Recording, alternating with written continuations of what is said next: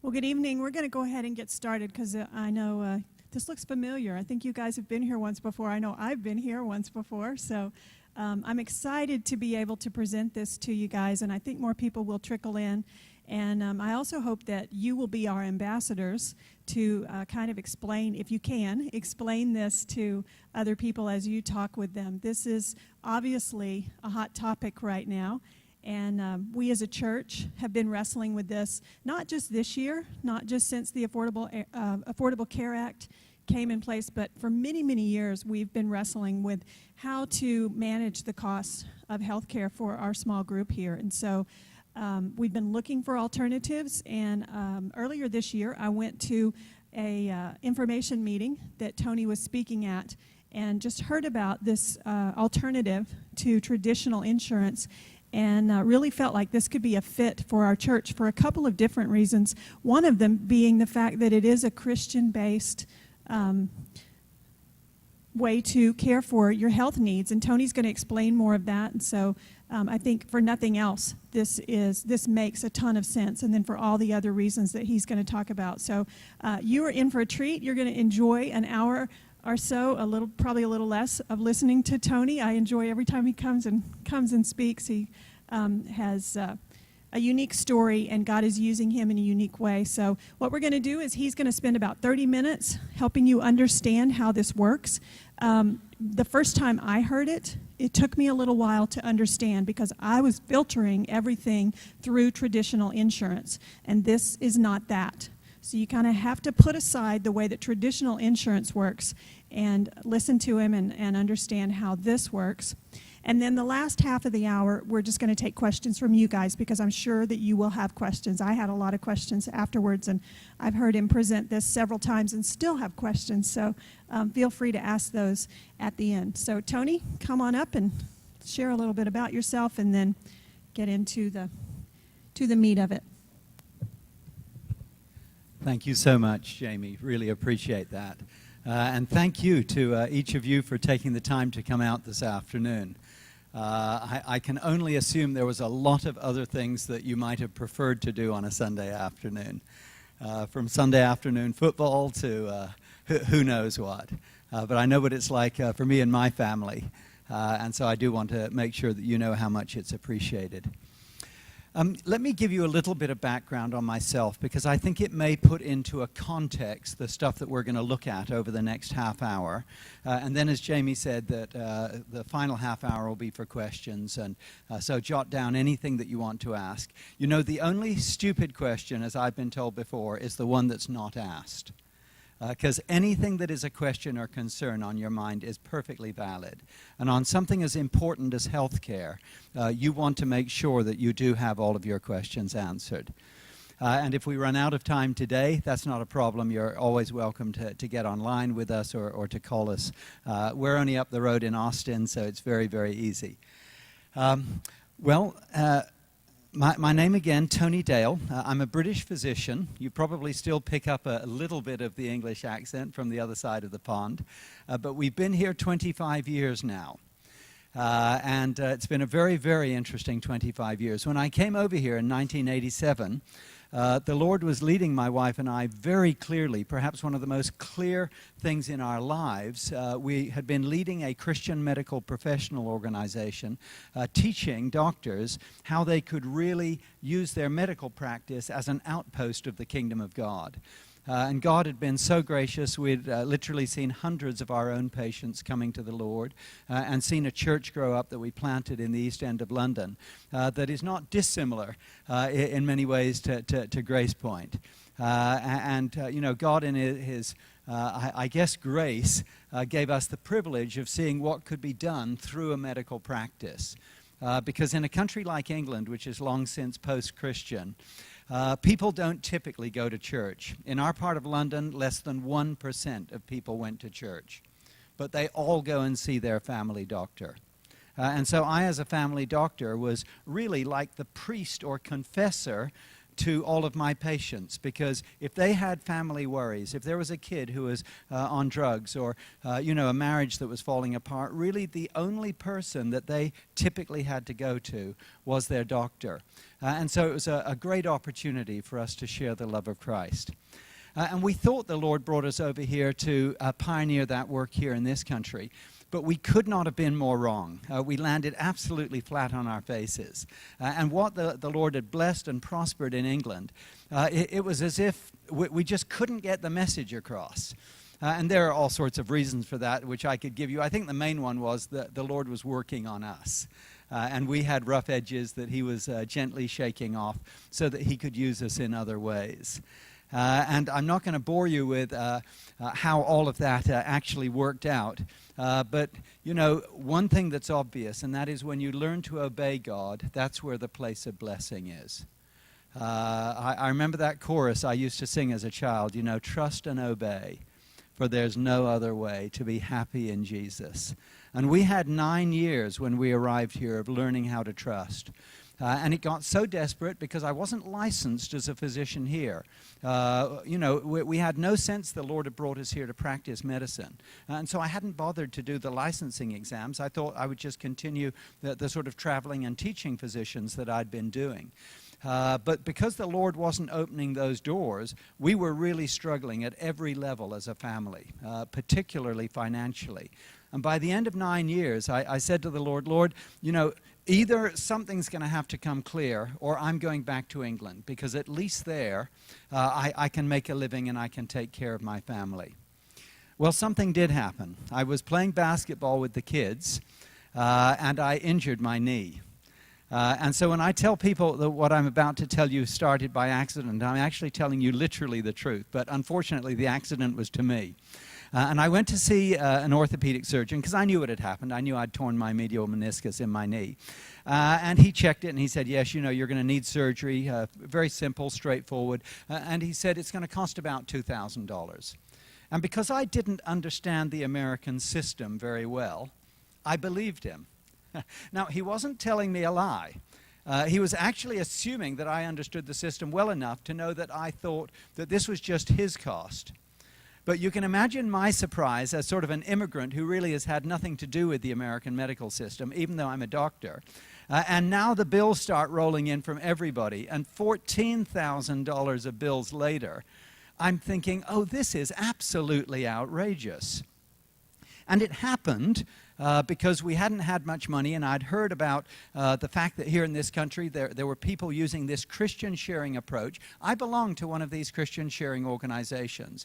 And as I saw that I had $14,000 of bills for half an hour's work done on my knee, there was just something inside me that said, I mean, I love doctors because I am one, but that's kind of outrageous. Why does it cost so much? And so I challenged the bills. And to my amazement, everybody just folded.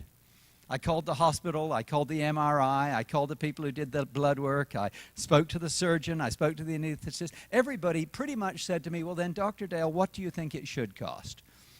Well, I wish I had known then what I knew now. I said then, well, how about if I pay you half of this money? And everybody said that would be fine. The very fact that they acquiesced so easily should have alerted me to what was going on. Now I'd probably say I'd be happy to pay them a quarter of the money. But as it was, I was very grateful that they were willing to take half. And actually, it was going to be shared by Christians around the country who are a part of one of these Christian healthcare sharing organizations. But I felt like at least I'd tried to find a fair pricing for my brothers and sisters who are going to be sharing the cost of that bill. And out of that, because Felicity and I, Felicity obviously being my wife, had been praying and saying, Lord, what can we do that we could support ourselves?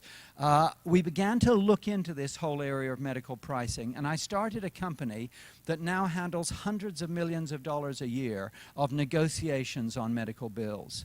And we work for the really big companies like Cigna and Aetna and AIG, and we work for these small Christian sharing organizations that are scattered around the country, but which, interestingly enough, and this is going to be key to what we look at, they are exempted within the Affordable Care Act from the penalties within the law.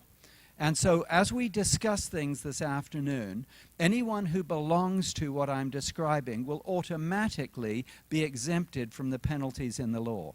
And so that's a very, very important point. So with that as a little bit of a background, let me sort of show you a few things. Okay, and obviously you can see what I'm talking about up here. You know, for most families, for most churches and their staff, for most businesses, the single largest adjustable item in their in their budget overall is probably their healthcare cost. You know, this church cannot make a huge difference in what it might pay as salaries, you know, if it's going to keep its staff. And for those I've met have been wonderful people, and I'm sure nobody wants to lose them.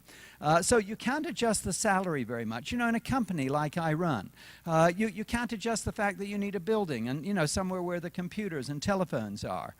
But you could look at healthcare costs, especially if you knew that there was a way, as this says here, that you could cut those costs perhaps by 50% or more. And that's going to be the backdrop to some of what we're thinking about. Because my experience of talking with people in terms of what's going on right now because of the impact of the Affordable Care Act on all of us is that there are three main concerns that Christians, among others, are experiencing. The first is cost. We all know that costs are escalating very rapidly. And I don't think there's anything in the Affordable Care Act that's going to slow down those costs. Because the law has not been designed to bring costs down. The law has been designed to change who and how the costs are going to be paid for, and by whom and how those costs are going to be shared. So if we can deal with cost, then the second issue that most people raise to me is, well, but Tony, does it comply with the law? You know, is this going to make sure that I don't have to pay fines, or that any company I run or something like that isn't going to have to pay fines on all of its employees? These are very serious issues. And people are looking at the fines and are really wondering about the issues. For someone like myself as a business owner, when you're looking at an extra $2,000 fine per person in your company, depending on your margins, that might represent your profit margin. And so you really have to think through the issues that are involved here. But now, for the first time maybe, the third issue that you're seeing up here is also coming into our thinking. And that is because of groups like the Catholics and businesses like Hobby Lobby that are saying, don't you realize this law is forcing us into doing things that we don't believe in? So you may never have thought about this. But, you know, all of us who've been buying our insurance policies or whatever up until now, you know, if you're anything like me, you happily pay your policy. And, you know, for a family of my sort of size, that probably means I'm spending $1,000 or more a month. But actually, we're a healthy family. And so, you know, we hardly ever see any of that money back. So where does that money go? Well, sure, some of it goes to profits or overheads for the insurance company, but it's going to pay other people's medical bills, including support for a lot of things that as Christians we probably don't approve of.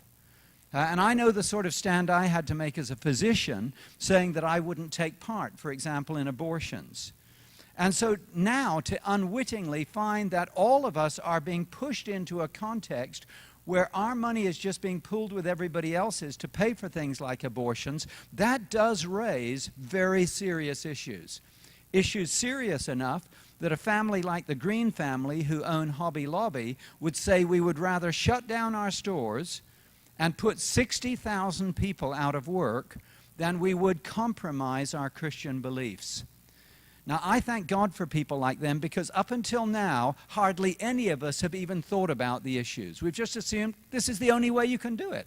So we'll do it this way. And, oh, well, you know, maybe some of my money's going somewhere I don't like, but, you know, that happens in other parts of life, like taxes or whatever, and there's nothing I can do about it, so I'm going to ignore it.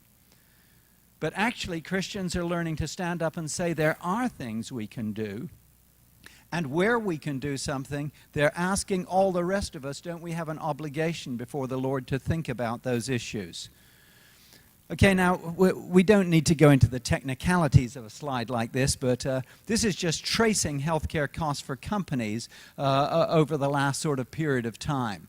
And if the numbers there don't exactly make sense to you, that's probably because you're not paying your own health care cost.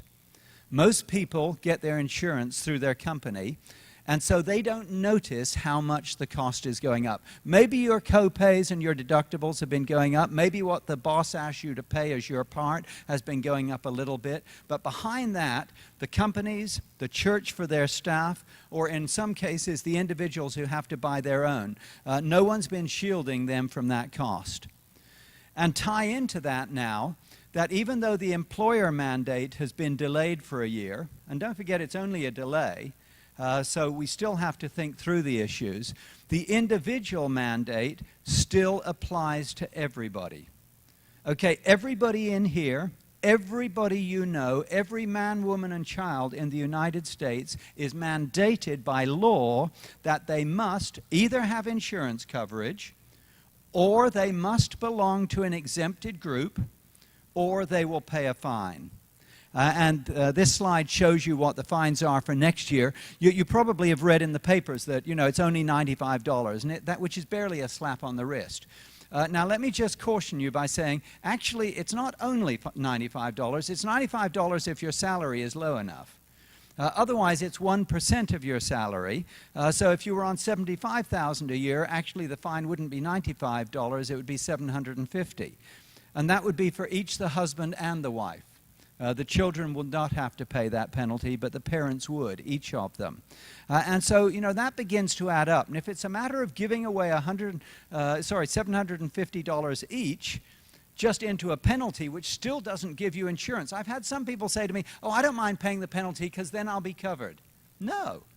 All you've done is pay the penalty. You'll still owe any bills that happen until you find coverage in insurance or involve yourself in something like this, which exempts you from the penalties of the law. So when I saw that the Affordable Care Act had actually exempted the Christian healthcare sharing organizations, this is when the sort of concept of the health co-op began to grow inside me. Because for the previous 17 years, I've been negotiating medical bills not only for the Christian groups, but for the secular insurance companies, which means I've watched all of them very closely from the inside.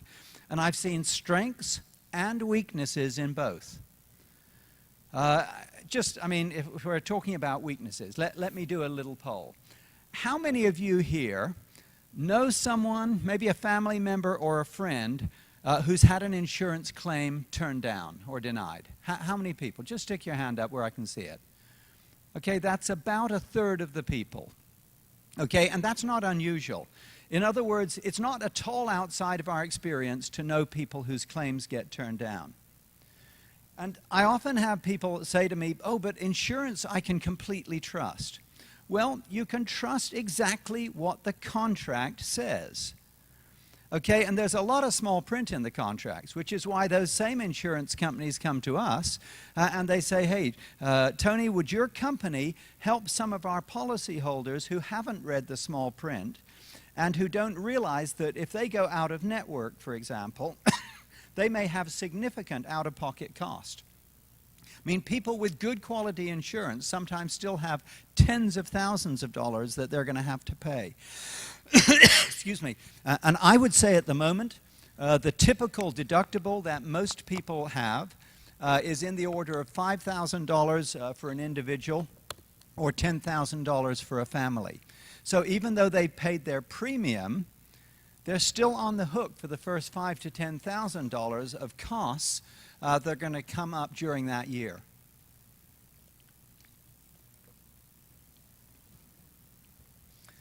So as I began praying and sort of wrestling with this, I said, Lord, is there a way that we can do something that's aligned with our values, that maintains the savings that these Christian healthcare sharing organizations are able to deliver, that really provide a truly comprehensive provision for God's people in such a way that they're not feeling like they've taken just some sort of cheap alternative, but actually they have something which is as comprehensive or better than anything that they might get if they were buying insurance.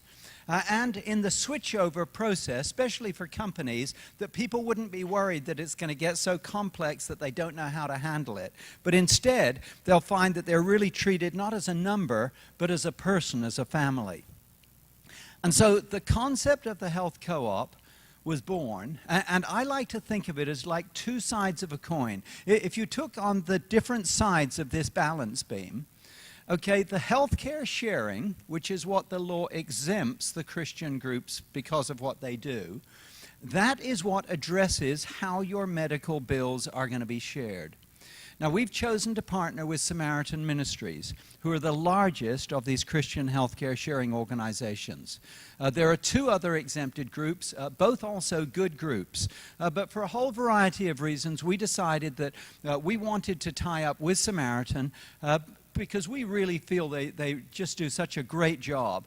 And so when you're wondering, okay, is my financial exposure going to be reduced? You know, how are the bills going to be paid? They're going to be paid in a mechanism that I'll describe in just a moment, but which the law defines as Christian healthcare sharing.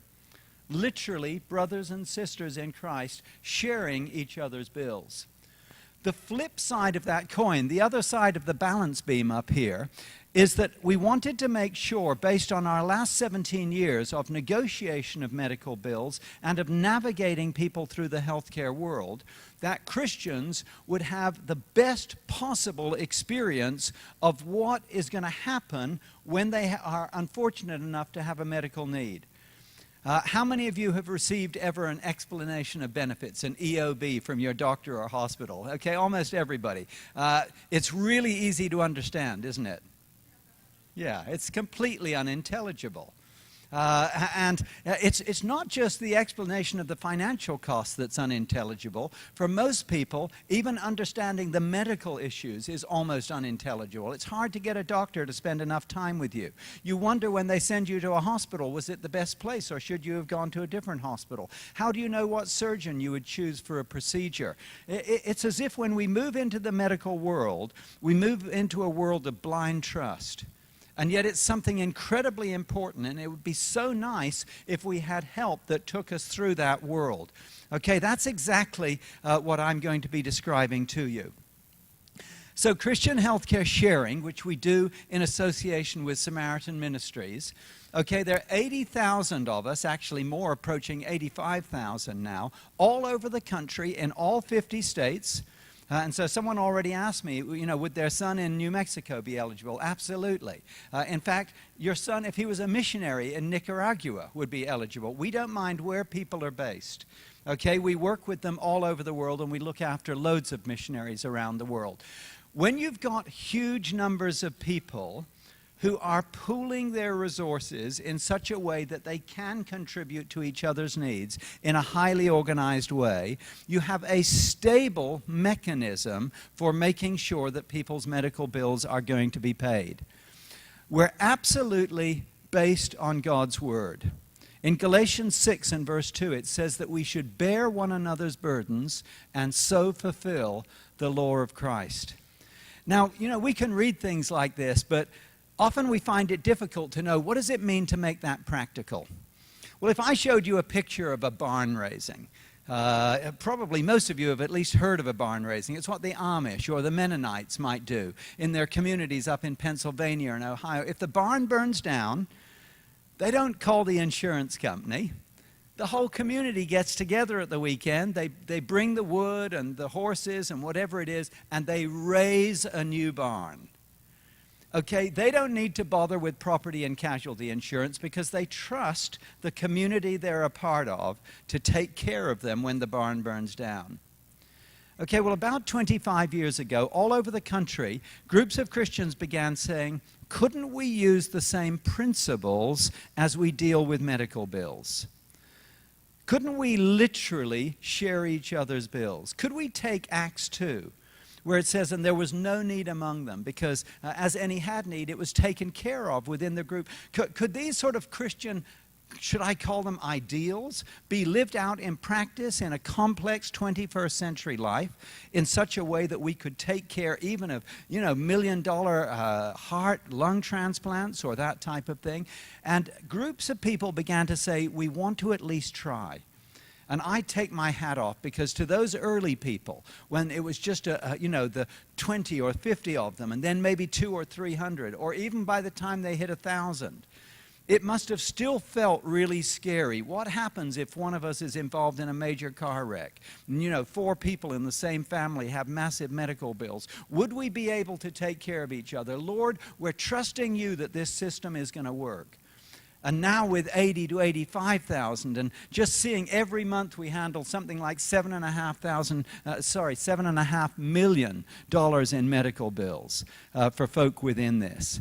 And it's just awesome to see the impact of that. And by God's grace, we're exempted within the Affordable Care Act, so that we don't have to worry whether we're complying. We're told what you're doing is okay. So what does it look like? How does the money go? Well, over here on the left, we all know what happens typically with our insurance premium. We send it into an insurance company, and the magic happens inside the insurance company, meaning that, they have all of their nice buildings and incredible salaries and all of that type of stuff. They pay their shareholders, and there's enough money left that they pay the medical bills. But it's kind of expensive. And because we don't actually see the magic that's happening, we don't necessarily understand why the costs continue to escalate. Okay, but what's happened now is that the government, along with the major insurers, is basically forced all of us by law to say, that's probably your only option. Except, thank God, that what we've described was specifically exempted in 2 paragraphs in the law, giving us legitimacy and saying, believers, if we will act on what we believe on, okay, basically the way the law is written, it says that people of common faith who have been doing this pattern of sharing are allowed to continue doing that pattern and living their faith. The challenge is, are we willing to live our faith? I have people ask me all the time, oh, Tony, can I really trust this? What about the really big stuff? Well, I'm just telling you, we do our work for the Christian and the non-Christian, for the secular, for the religious, for the Christian sharing, for the insurance companies. I watch all of them at work, and for myself and my own family, we've been involved in this personally for about 20 years. And I have more confidence that any of your bills will be paid through Christian sharing. I can honestly say that to you. Then I have confidence that it will necessarily be paid without trouble through an insurance system, because I've watched both in operation. What we do is we literally have organized a system whereby our money does not even get pooled. Some of the Christian healthcare sharing organizations do pool the money. And they're allowed to do that, but it looks more like an insurance company, and it tends to lead to problems with the state departments of insurance. Samaritan Ministries decided 20 years ago, really before anyone understood the issues, and I just sort of assumed this was God's providence working, that it would be better if they didn't touch the money at all. But they facilitated a mechanism where money would go from one family to another, across all the state lines, across all the denominational boundaries, but all of us as believers saying, I'm standing with you and you're standing with me. And in a highly organized way, obviously we share exactly the same amount every month. And you'll find I use different language. I talk about we share. We talk about publishing a need rather than putting in a claim, because this isn't insurance. This isn't someone guaranteeing by contract that your bill is going to be paid. In fact, on the contrary, when I joined 20 years ago, I signed that I understood I was still going to be personally responsible for my medical bills. Okay, but what I joined was thousands of believers who said, but we're standing with you. And for 20 years, every need that has been submitted has been paid. From the over $1 million to the down to a few hundred. as God has provided through his people in an organized fashion. It's exciting. Okay, but what about the flip side of that coin? Because I don't want to take too long on this. I want to make sure that you have time for any questions. We think the key thing that we provide, among many others, is our freedom to help navigate you through the healthcare world so that you are going to have the help you need to know what is going to happen in each step of the process. And so we provide for you a personal patient advocate, and we encourage you every time you're thinking of going to the doctor, speak to the advocate. Now, do you have to? No. Is he going to tell you what doctor to go to? No. You can go to any doctor you like. You can go to any clinic you want. We're not trying to navigate you in the sense of saying you can only do this, such as if you belong to a PPO or an HMO where you can only go to the doctors on the list. You can go anywhere you want, but we want to help you make wise decisions. One of my buddies, he's CEO of a small social media company up in Austin, and he and his wife and kids had joined, and he had told his wife, yeah, and we're supposed to call up every time before we go just to see if they can help us. Well, she remembered on the morning that she was taking the kids that afternoon to their annual wellness checkup. And she called one of our team and said, oh, I think I was supposed to call you. Is there anything I have to do? And they said, no, you don't have to do anything, but we'd love to help. Where are you going? Did they tell you what it would cost? And she said, oh, yeah, they said it was going to cost $420 to take my two kids, have them checked out, and have the vaccinations and stuff they needed. They said, well, look, let us call and see, because since you're probably planning, it's such a small bill that you're planning to pay that in cash, why don't we just see what we can do? By the time she got to the doctor, that bill had dropped from $420 to $120. Just because we knew what to ask and how to help. Did you know that if your doctor sends you for an MRI and you get it done at the hospital, it'll probably cost you somewhere between $2,000 and $3,000?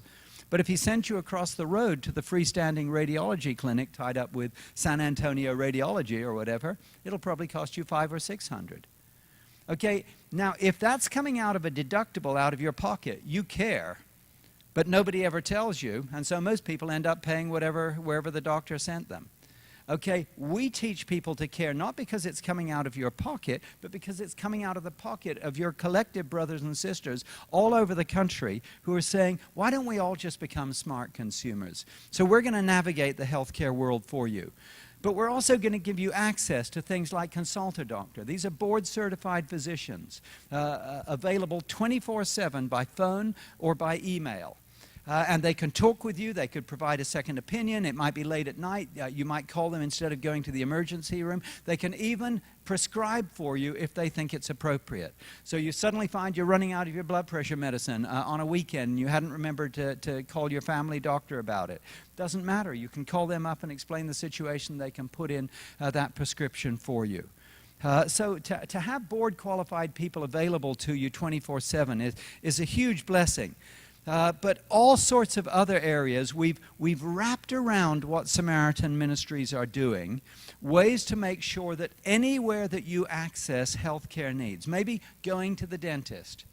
For any who've been paying out of their own pockets, that's a very expensive business. And we give them access to the Aetna Dental Network and to all the discounts that you would have if you had an insurance program. But now you get those discounts automatically because of belonging to the health co-op. And so we're trying to make sure your experience of the medical world is really good. For some families, if your family is like mine, when you look at the contrast in cost, you might go from $15,000 a year down to $5,000 a year. And so you might be wondering, well, how should I wisely use that money? We can point you to financial advisors. We work very closely with Dave Ramsey and his endorsed local providers.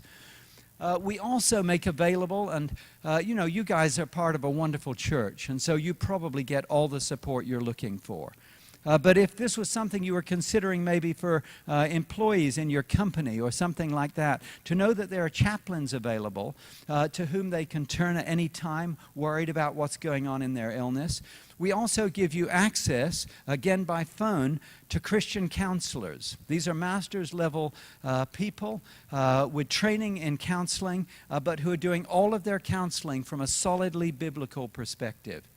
And so if one's feeling depressed or worried or anxious or whatever it might be, and you're not quite sure what's going on, you're wondering if you need help, that's already been provided for within this program. So let's just summarize what we've looked at so far, and I'm going to try and show you a short video.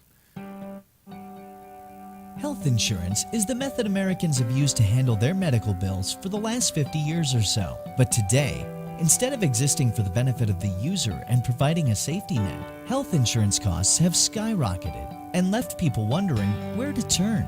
Get ready to change the way you look at healthcare. Introducing the Health Co-op. Through healthcare sharing with Samaritan Ministries and exclusive member benefits, individuals, families, businesses, churches, and nonprofits have discovered a better way to healthcare. Here's how it works. Rather than paying expensive premiums into an insurance company each month, funds are shared member to member across all 50 states in a simple and relational way. Over 70,000 people share over $6 million in medical needs with each other every month. This means all of the money you pay each month goes directly towards paying for the health care of fellow members. And if you have healthcare needs and expenses, other members share funds with you. Members are fellow Christians, fulfilling the biblical directive of sharing one another's burdens, and together they save about 40 to 60% of the costs that are typically incurred with medical insurance plans. Not only is this plan exempt from the Patient Protection and Affordable Care Act, but it also comes with a host of member benefits. Benefits include access to a board-certified and state-licensed doctor 24/7, 365. These doctors are available via phone or email and are able to assess your situation and, when appropriate, prescribe medications. Other benefits include surgery cost saver, physician search, medical bill mediation, Affordable Care Act solutions, financial advisory services to help guide you through both personal and financial situations, and more discounted medical services. With the Health Co-op group plans, health reimbursement arrangements, also known as HRAs, are even available. HRAs are an excellent way for churches, businesses, and associates to replace the continual rising cost and frustration of group health insurance policies and provide tax advantages to offset healthcare costs for both employees and employers. With these benefits and savings, can you really afford not to consider the Health Co-op? The Health Co-op, a better way to healthcare.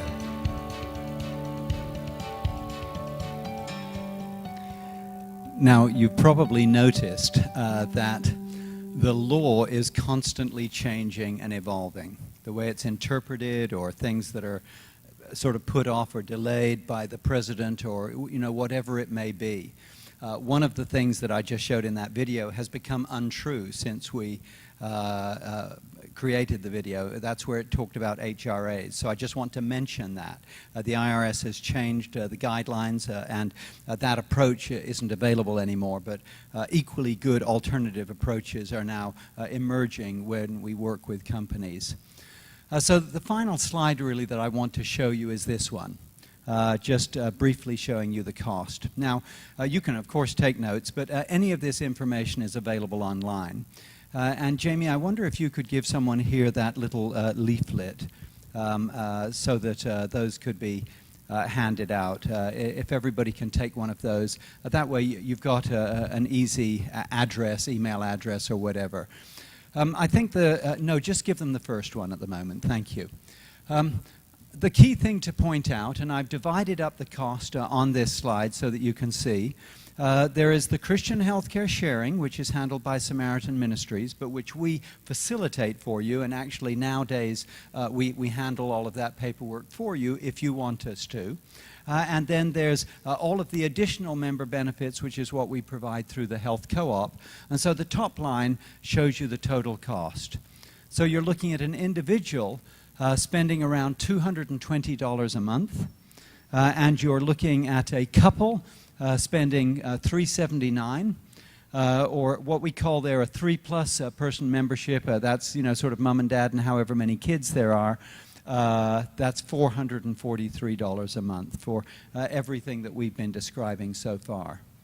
And so if you compare that to the costs that are out there for health insurance, whether within the small group market or individuals, which is where I'm guessing where most of you fit and probably why you came today, this is around half the cost or maybe less than what you might be paying, and unless you had access to a subsidized plan under the exchanges.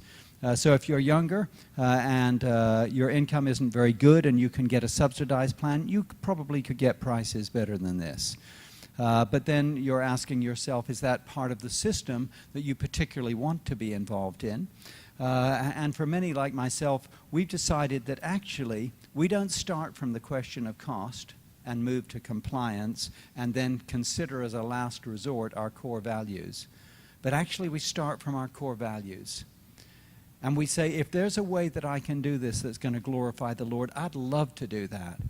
And that's a huge plus, that I'm actually compliant in doing that, that I'm fitting in with what the law asks. And wow, what icing on the cake it is that the cost is where it is. So I'm going to suggest now that we open it up to questions. And I'm going to suggest that if you have a question, that you come down and perhaps form a line somewhere near Jamie. Just sit in one of those chairs near there, and she can give you a microphone so that you can ask your question clearly, and then you can sit down and the next person will be able to do a question. So yes, why don't you start, sir? Well, I have two questions. One, does this cover drugs, pharmacy items?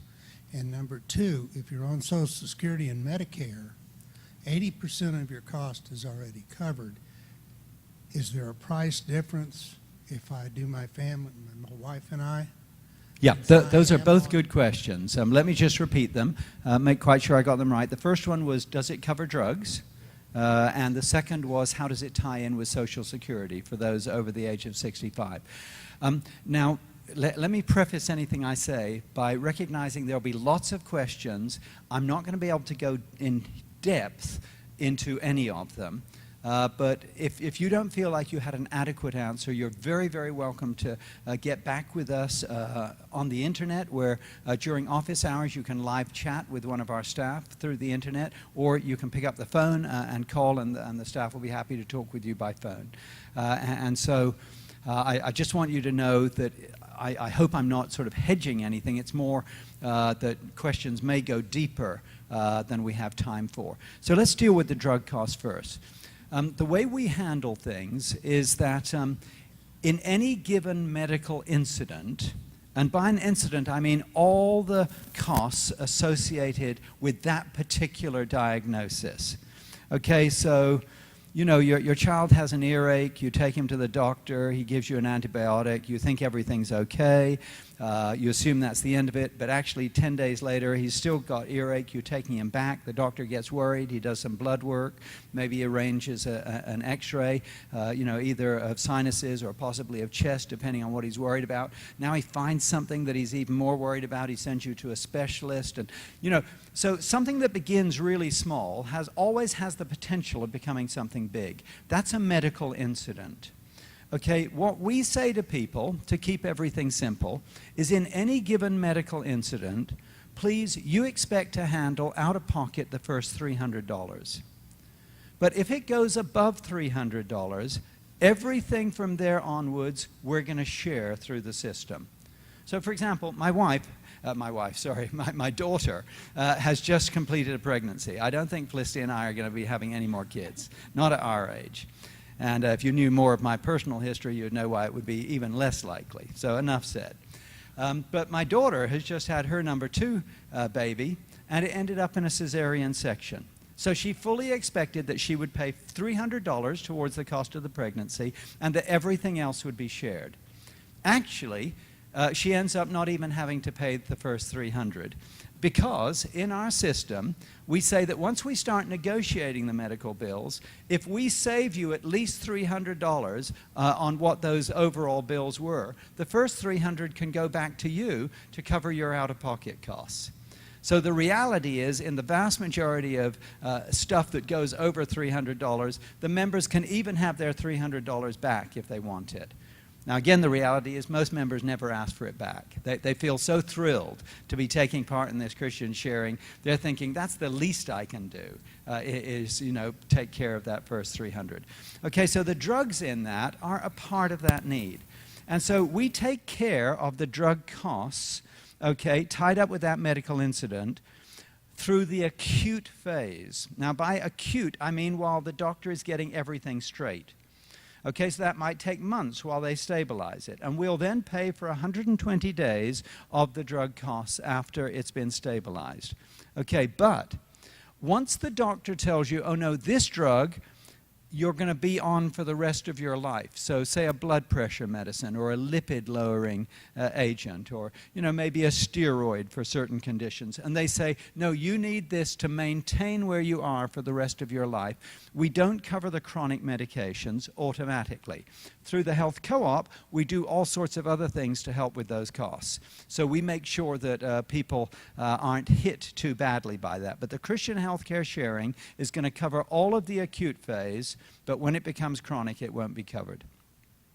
Okay, now, going on to Social Security, there's certainly a presumption that the vast majority of people have Social Security and have been paying into it, because actually very few people are exempt from the requirement to have Social Security and Medicare.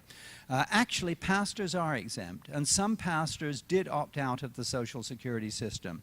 So for any who opted out, we welcome them as a part of this, and we do not charge them any extra, even though they're over 65. And that's just our way of saying we want to support anybody who's been serving the Lord in that capacity. But for other people who were paying into the system and become a part of Medicare, absolutely we expect them to use their Medicare, but that, what you described as about 20% that usually ends up coming out of pocket, that can become quite a lot of money when you've got really big bills. And so many people of the age of 65 and over stay on this program so that they can use the additional funds to help them with that stuff that is not going to be paid by Medicare. And that's perfectly okay, and we welcome that. So does that make sense? Effectively, what they're doing is they're using this approach as their Medicare supplement. Yeah.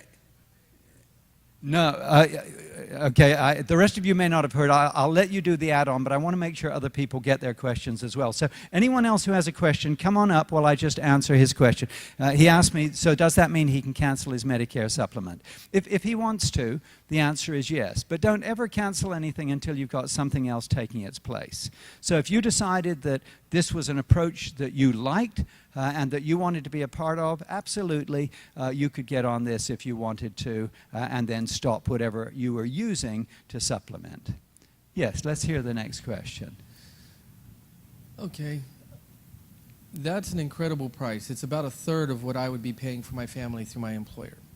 But one thing that I would like to discuss is, what does it look like? What are the mechanics? In a normal situation, if something happened, I'd take my family to the doctor, I'd give them my medical card, Sure. They would bill the doctor. Let me answer your question, because I certainly understand what you're saying. So the first thing he said was, that's an incredible price. And the second thing he said is, well, how does that look in practice? Okay, it is an incredible price. It's so incredible that I understand that some people say, if it's too good to be true, then probably it's not. I recognize that skepticism is there, and I'd much rather just face it head on. All I can say is, this is what I've done for my family for 20 years now at this stage. The extraordinary thing is, at this cost, we can make sure that every need gets taken care of. And it really does get taken care of in just wonderful, wonderful ways. So what does it look like? Well, let's first of all touch the financial side, and then we'll look at the second part of your question when I go to the doctor. The financial side is, I know that, look at the Samaritan Ministry amount there. So the way you describe that, it's you and your family, yes? So you'd be paying $370 a month, okay? Well, no, $443 is the total. I'm just showing you the Samaritan Ministry portion. You'd be paying $73 to the health co-op, and you would be paying $370 within the Samaritan Ministry program. So you're right, the total is $443. Okay, so that $370, you're actually going to get a letter from Samaritan Ministries. I brought mine, and if I look like I'm sort of creaking as I bend down here, I am creaking. My wife has just persuaded me to join her in P90X. And all I can say is that she's a braver person than I am. The P90X is killing me. I think every muscle in my body is aching at this moment in time. But what I normally do is I play squash. But I've got tennis elbow at the moment, and I can't play squash. So instead, I'm doing P90X, so that when I get back on the squash court, I'm going to be even more devastating, I hope. I get a little letter like this every month from Samaritan Ministries, and it actually says, I mean, obviously you can't read it from there, but it says this month's share, and it tells me who I'm going to send it to. And so I write out my check for $300, and I don't do $370, it's my wife and I, so for $315, and we send that to the family that they ask us to send it to. And so that's the mechanism. Now, two things. If you're part of a group, so for example, for the church staff who are joining us, we just handle it within the group, or for a company, for their employees or whatever. It's all handled through one check. And just recently, within the last month, Samaritan Ministries have given us permission that we can take over this paperwork for people. And so if you wanted, you actually could send your money to us every month, and we would take care of it. That's the financial practicality. Okay, but the going to the doctor practicality is that the first thing any doctor asks you for is, oh, and can you give me your insurance card? So I pull out my Samaritan Ministry membership card, and I say, hey, look, this isn't an insurance program. I'm part of one of the Christian healthcare sharing organizations that's exempted under the law. We literally share each other's medical bills, but I'm going to be responsible to pay that first $300 out of my pocket. So if you've got any questions, feel free to call the number on the back. But otherwise, you know, bill me for the first $300, but everything after that is going to be shared through the program. And so what happens, they didn't really understand what you said. Okay, but that sounds reasonable. If they've got questions, they call the number on the back if they want to. But in my own experience, they just take the card, they photocopy it like they would anyone else's card, they put it in the notes, and they do what I told them, which is to charge me for anything up to $300, and then everything else I've told them is going to be shared through the program. And so that's pretty much how it works in practice. So someone else have another question. Please, any questions are welcomed. Hello. Hi. Mine's kind of like a three-point question. My first one is, how does this program work with a member that's part of the VA? With the VA, the veterans. Oh, with the veterans, Uh-huh. okay. He's disabled Okay. veteran. And then my second question would be, I have insurance. So how would it work with my current insurance? Okay. And then my third question would be, how does it work with a long-term catastrophic illness that would be pre-existing? Right. Okay. Now that is already pre-existing or that occurred once you were a member? Whichever. Okay, I'll try and answer that. Man, this is like those memory quizzes, isn't it? You know, 3 parts to the question. It's really not fair at my age. But I'm going to try my best. I have faith in you. The first question was tied up with how would this work for ex-military? Because through the Veterans Administration and TRICARE and stuff, obviously they have it already taken care of. There would be no good reason for a vet to move to this program unless they felt so strongly about the issue of values that they wanted to be a part of it for that reason, because they're going to be taken care of through TRICARE. Now, I don't know enough about exactly how TRICARE works to know what part they have to pay or whether it's completely free. Completely free, yeah. So, you know, when you've already been given a really good insurance free, there is no sensible reason for doing this. Does that make sense? But there are nonsensical reasons. One of my staff members, when he left us, okay, and went somewhere where he was given insurance, you know, through their company, he continued paying this every month anyway, because to him it was just so important. He loved the fact that his money was being used to bless brothers and sisters all over the country when they had medical bills. And that's also the kind of reason why some people, when they hit the Medicare age, even though they feel like their Medicare is going to take care of them and they weren't planning to buy a Medicare supplement or anything like that, many of them keep this on, partly to take care of the gaps in Medicare, but partly because they still want to support their brothers and sisters in Christ, and they can afford to. So economic reasons, none. Personal reasons, maybe. That would be a choice. Okay, the sort of next parts of your questions I'm probably going to struggle with, so just because I'm not sure I'll remember them all. But you asked me specifically about the sort of really severe catastrophic. So one of our friends has Lou Gehrig, or ALS, and he's been a part of the program for 15 years. And the program takes care. Now, I don't know. I'd have to check. I never asked him. Was he already with Lou Gehrig's when he joined? Because we accept everybody, okay, but Samaritan Ministry may limit what they will pay in terms of something pre-existing. And it's all there in their guidelines, very clear. Because obviously they would become financially insolvent overnight if everybody with any illness could just join. Let's assume that he joined before he got sick. And then he got sick with something that was going to be chronic and ongoing and last a very long time. Through all that period of diagnosis and everything that went on, okay, that would all be shared through the program. Okay? But now he's left with a long-term chronic condition, in a wheelchair, using special, highly expensive equipment to be able to type on a little mouth pad and this type of thing. Okay, the program is not designed to cover durable medical equipment, which is very expensive. Okay, but that doesn't mean that Samaritan Ministries doesn't care.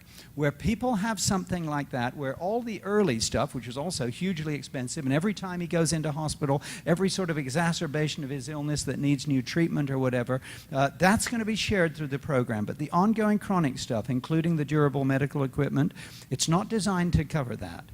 Okay, but any need, a pre-existing need, a need that, like a dental need that isn't a part of the program, it's not a medical thing, it's a dental thing.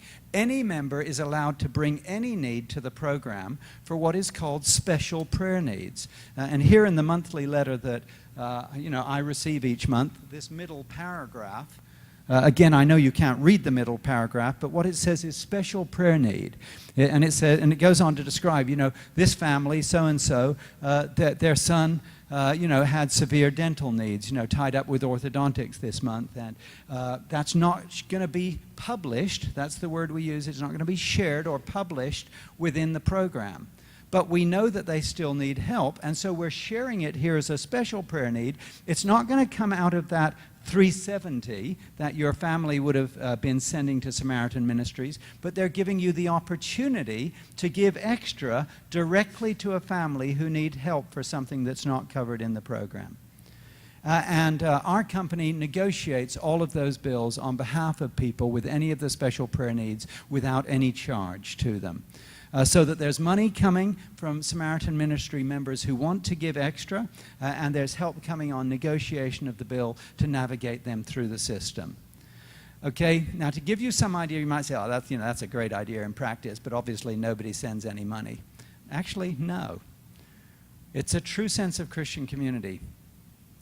I was blown away earlier this year. I can't remember, it might have been March or April, where in that special prayer needs section, it said, oh, and please, nobody send any money towards special prayer needs this month. Everything's already been covered. And I thought of Moses in the wilderness, asking the children of Israel to bring their gold and jewelry to help, take care of the costs of establishing the tabernacle. And do you remember the story? And he tells them, no, now you need to stop. We've already got more than enough for everything. And I thought, thank you, Lord. The body of Christ is showing that it can live up to its obligations. And I love that we actually have a system for taking care of the things that we say we're not going to take care of so that we can help people. So now you had a third part, the middle question. What was that? Thank you. Yes, sir. What I was going to ask is, say I already have insurance. Yes, okay. I don't want to drop it because I have a catastrophic illness all right? But I'm thinking maybe I need a little extra help because it's going to get expensive. Some people, okay, the question was, you know, she has insurance, but, you know, it's sounding to me like it may have very high deductibles and copays or whatever, and that she finds her out-of-pocket is still astronomical. You know, just, where are we Sunday? On Friday, I spent time with a mission group. And they have the classic sort of thing, trying to save money. They had high deductibles, high copays. 49 families, I think, is what they described to me, if I understood it right. And last year, all of those families had paid all of their premium to the insurance company, and not one family got 1 penny back because none of them hit their deductible. All of their illnesses, of which many of them had had illnesses, were under the $5,000 for an individual or $10,000 for a family. And so on top of the huge sums of money that had gone in premium, all of the families were spending this money. And the contrast to what it would have been like and what it will be like for them now next year as they go with us is just absolutely startling. So I'd have to look at your personal, you know, situation. You'd be welcome to call us. You know, if your company is paying for you to have insurance, they're probably not going to offer you to give you the money instead. If they do offer you the money instead, take it, because then you could get this and make a huge profit. You will have given yourself a great pay rise. But, you know, unfortunately, most of us don't have that option. So if you have insurance from some other source, then that's totally appropriate to keep using it. Tony, could you speak a little bit just about what is not covered, and then maybe we can go ahead and let people have the application and then Okay. stay after for questions? Absolutely. So maybe while I answer Jamie's question, this application, if you want to fill this out and give it to me, it doesn't commit you to anything, but it does mean one of our staff will reach back out to you. Or you can just keep it. You can actually apply online, so you wouldn't have to fill the paperwork out. You could just do this online. And then subsequently, you know, we would direct you online how to move on from there. But this just makes it easy for any who want to do something today. Okay. Jamie wanted me to touch for a moment on what is not going to be officially covered through this program. Covered probably isn't the right word because we don't cover anything. That's an insurance term.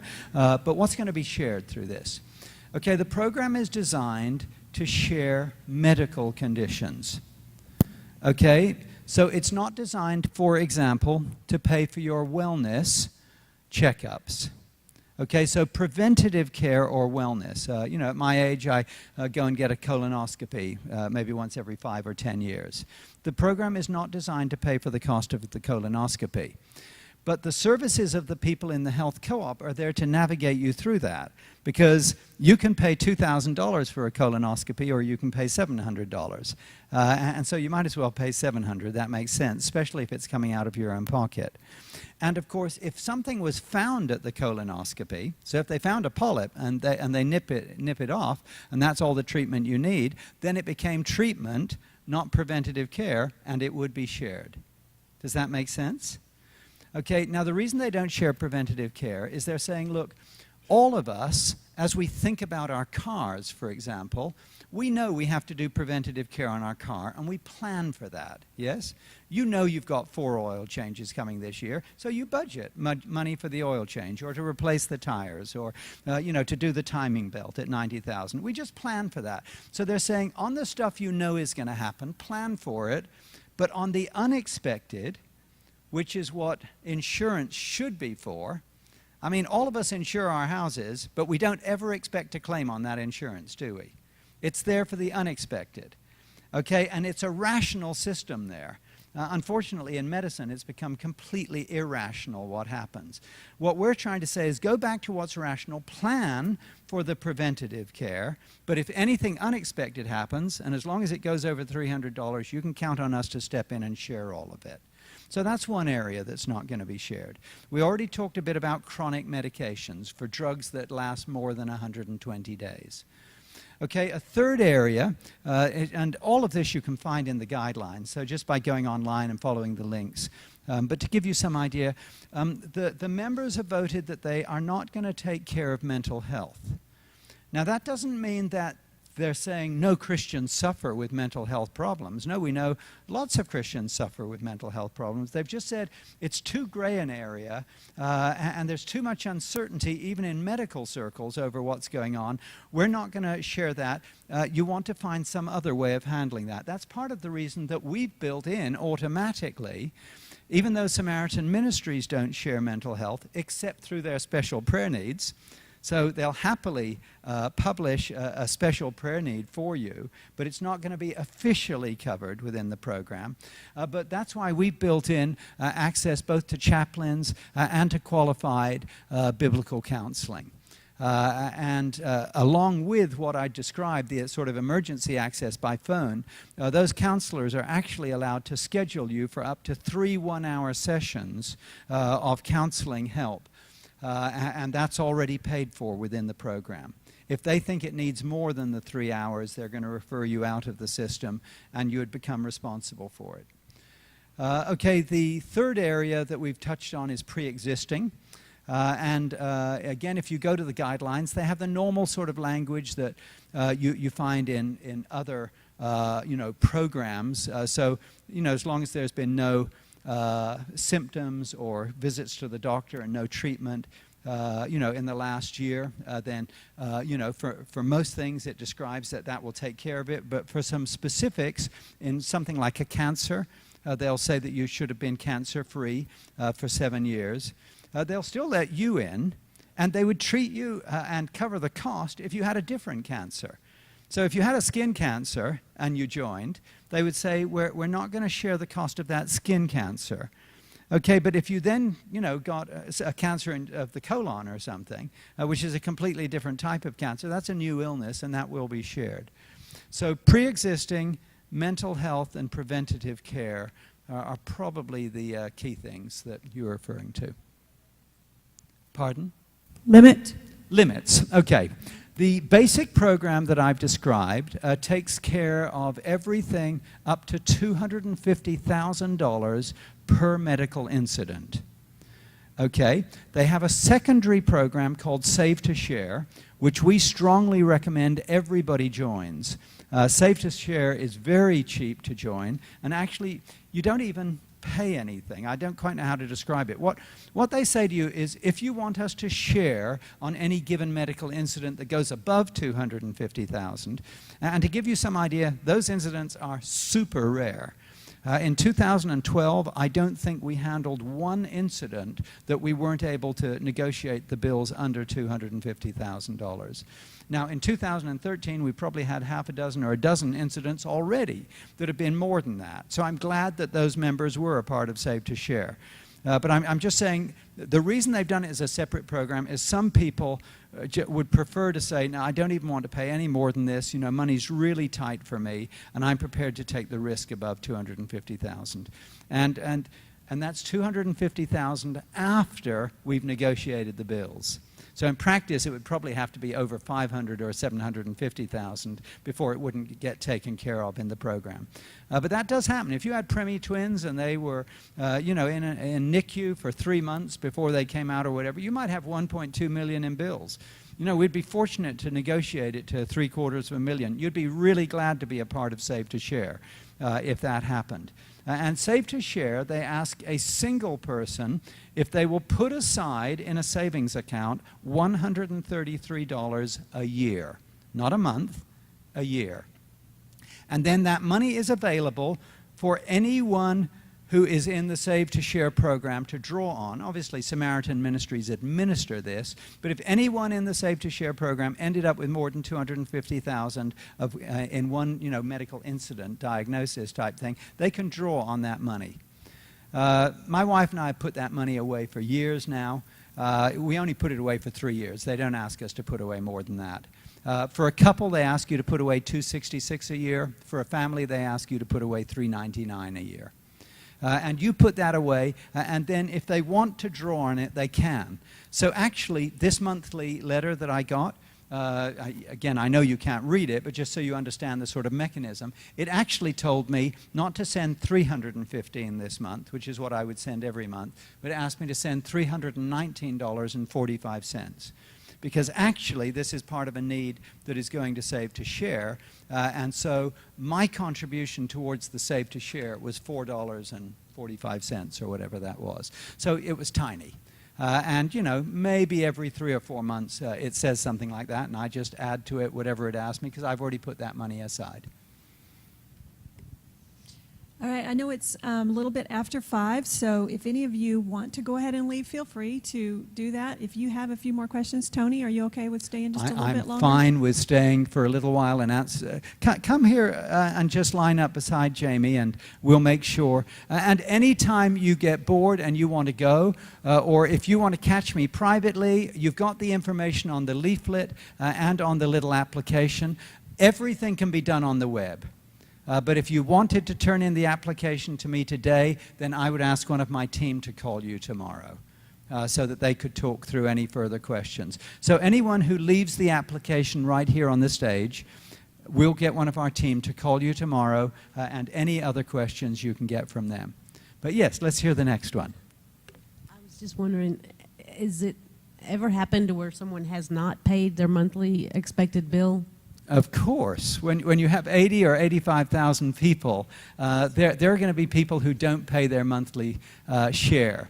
And a couple of things happen there. For the person who would be receiving the money, you might say, oh, that means they're going to be short. Well, no, because they have an audit list. Samaritan Ministry will have sent them a list saying you're going to be receiving 50 checks from these people, and this is for how much from each person. And please tick them off as they arrive, and at the end of the month, send it back. It acts as our audit trail. So on there, it'll show, whoops, Tony Dale's family didn't send their monthly share this month. So they'll just arrange for someone else to send that money, you know, the following month, so that you won't be short any. Okay, but what about, you know, me who didn't pay? Well, they'll call me up and they'll say, Tony, you know, so-and-so didn't receive the monthly check this month. Is everything okay? You know, is there any problem, anything we should know about? You know, did it go astray in the mail? Did you send it? And I might say, yeah, you know, it's already showing cleared at my bank, and I'll just send them a photocopy of that and they'll be fine. Or I might say, well, no, actually, I just lost my job. And I've had to make priority choices this month, and I'm sorry, I know I should have sent it. I should have told you, but I didn't. Well, their response there will be, well, look, you know, the program only functions based on our trust on each other, and we'll work with you for 3 months. But if you haven't caught up by the 3 months, we will drop you from the program. And while you're not paying, even during those 3 months, you won't be able to submit any need yourself. But if you need a couple of months to catch up, if something does happen to you, as long as you catch up, we will share that need. So there, again, don't think insurance, think Christians sharing with each other. We go out of our way to make sure not only that the need is taken care of, but we're taking care of each other in what goes on. Yes, another question. Quick question. You said you turn in the need. What's the turnaround time? So is it I put it out and then I get a check immediately? How does that work? I'm just curious. Okay, the turnaround time, you'd have to understand a bit about medical billing, and I'm not going to get into this, but, you know, hospitals and clinics vary hugely on how quickly they send their bills out. So it's usually at least 30 days. Some places it takes 2 to 3 months before you get the bills. My daughter on her pregnancy, you know, there's still 1 or 2 bills that haven't arrived, and, you know, that was 3 months ago. So there are delays in the system. From our point of view, once you bundle all the bills up, tied up with that need, and send it to us or Samaritan Ministries, it's turned around to us very quickly. It gets back to us within a week, and we immediately contact the medical providers, and we contact you to tell you exactly what's going to happen. And we're going to begin the negotiation process with those providers. Typically, bills are with us under 45 days. Which is less than they are with most insurance companies. So the medical providers are very happy with how it works. I think you answered, but just want to make sure the $300 that you say it's like the much that we're going to be paying out of pocket, that will be kind of like a deductible. We will still be responsible for the monthly fee, correct? Of course, okay. Absolutely. Absolutely. You pay $300 towards any given medical incident, okay, but each month you're going to pay your monthly share because that's going to other people. Absolutely. Now, I notice that probably half the people have slipped out by now, and everybody's busy. What I'm going to suggest, I don't mind staying here, but some of you will feel awkward leaving while we're still publicly talking. So what we'll do is we'll bring things to a close. I don't mind staying here and answering questions for a little while for any who want to ask, unless we need to get out of the auditorium quickly. And of course, you can reach out through the internet. You can live chat with our team during office hours, or you can call the team during the office hours. So I do want to say a really big thank you to all of you. We're very excited to be partnering with Grace Point. Thrilled to be able to come in and look after your staff team. And so absolutely, we welcome you passing this information on around the church and encouraging people to go to the website. So the Lord bless you. Thank you very much. Thank you so much, Tony. And yes. And guys, thanks for coming out. And if you do want to turn in an application, if you could take care of that by the end of this month, that would help us out greatly, because this is going to affect our group insurance as well through the church, so for our staff. And if we could know how many other people we have on it, that would be helpful to us. So